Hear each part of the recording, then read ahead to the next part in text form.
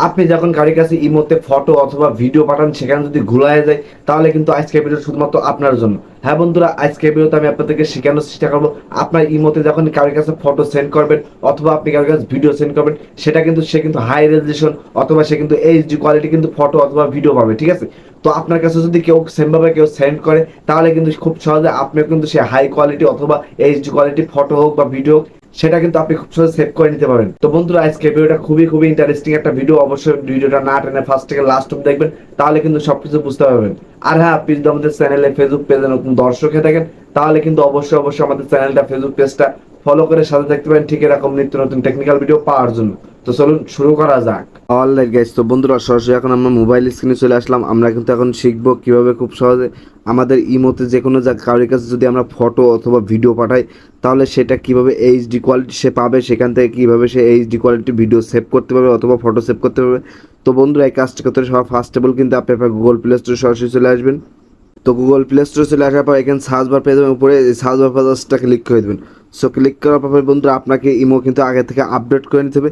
Imo যদি আপনি update না করেন তাহলে কিন্তু এই ফিউচার পাবেন না। এখানে দেখতে পাচ্ছেন ইমো আপডেট লিখে আপনারা সার্চ করে দেবেন। তো আমি কিন্তু ইমো আপডেট লিখে সার্চ করে দিলাম। তো ইমো আপডেট লিখে সার্চ করে দেওয়ার সাথে বন্ধুরা আপনারা কিন্তু এখানে দেখতে পাচ্ছেন ওপেন নামে একটা অপশন চলে আসছে। আপনার ইমোটা যদি আপডেট যদি না করা থাকে তাহলে অবশ্যই এখানে আপডেট দেখাবে, ঠিক আছে? তো ইমোটা আপডেট করে ফেলাবেন। তো ইমোটা যদি আপডেট না করেন তাহলে নতুন ফিচারগুলো অবশ্যই আপনি পাবেন না, ঠিক আছে? তো আমি এখান থেকে সরাসরি ওপেন করে দিলাম। সো ওপেন করে দেওয়ার পর বন্ধুরা আপনারা কিন্তু এখান থেকে সরাসরি কী করবেন, উপরে বাম সাইডে কোনার দিক দেখতে পাচ্ছেন যে প্রোফাইল লোগো, এই প্রোফাইল লোগোর পাঁচটা ক্লিক করে দেবেন সরাসরি। তো প্রোফাইল লোগোর পর ক্লিক করার সাথে সাথে বন্ধুরা আপনারা কিন্তু এরকম একটা ইন্টারফেস নিয়ে চলে আসা হবে। তারপর এখান থেকে কী করবেন, সরাসরি এখান তৃতীয় লাইনে অপশন দেখতে পাচ্ছেন সেটিংস নামে একটা অপশন পেয়ে দেবেন। সেটিংস অপশন পাঁচটা ক্লিক করে দেবেন। তো আমি আমার সেটিংসে ক্লিক করে দিলাম। তারপর সরাসরি বন্ধুরা আপনারা কিন্তু এখানে দেখতে পাচ্ছেন যে অনেক অপশন আপনার সামনে চলে আসবে। তারপর আপনি কী করবেন, এখান থেকে সরাসরি তৃতীয় লাইন দেখতে পাচ্ছেন যে স্টোরেজ অ্যান্ড ডাটা নামে একটা অপশন পেয়ে দেবেন। স্টোরেজ অ্যান্ড ডাটা অপশন পাঁচটা ক্লিক করে দেবেন। সো ক্লিক করার সাথে সাথে বন্ধুরা আপনারা কিন্তু এখানে দেখতে পাচ্ছেন যে ফটো আপলোড কোয়ালিটি অপশন, ঠিক আছে? তো ফটো আপলোড কোয়ালিটি অপশন এটা কিন্তু আমাদের প্রত্যেকে কিন্তু নর্মাল কোয়ালিটি সিলেক্ট করা রয়েছে। তো আমি কিন্তু just photo upload quality option জাস্টটা ক্লিক করে দিলাম। সো ক্লিক করার সাথে সাথে বন্ধুরা আপনারা কিন্তু দেখেন সবার ফার্স্টে দেখতে পাচ্ছেন যে অটো রিকমেন্ড, ঠিক আছে? এখানে টিকমার্ক দিয়ে আছে। তো আমাদের প্রত্যেকের ইমো অ্যাপের ভিতরে কিন্তু অটো রিকমেন্ড এটা কিন্তু টিকমার্ক দেওয়া থেকে আগে থেকে বাই ডিফল্ট। তো আমি কী করবো, সরাসরি এখানে দেখতে পাচ্ছেন যে ডাটা সেভার দ্বিতীয় নম্বর অপশন, আপনি যদি ডাটা সেভার অপশনটা জাস্ট ক্লিক করে দেন তাহলে কিন্তু আপনার ডাটা সেভ করে কিন্তু আপনার ফটো অথবা ভিডিও পাঠাবে, ঠিক আছে? আপনার এমবিটা খুব কম খাবে। তারপর এখানে দেখতে পাচ্ছেন যে হাই কোয়ালিটি, ঠিক আছে? এটা কিন্তু মূল।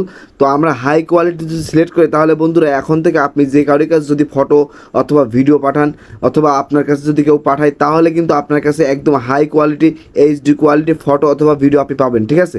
তো আপনি কী করবেন, সরাসরি এখান থেকে সরাসরি হাই কোয়ালিটি অপশন জাস্টটা ক্লিক করে দেবেন। সো ক্লিক করার সাথে সাথে বন্ধুরা আপনার কাছে এখানে দেখতে পাচ্ছেন আমাদের কিন্তু টিকমার্কটা চলে আসছে।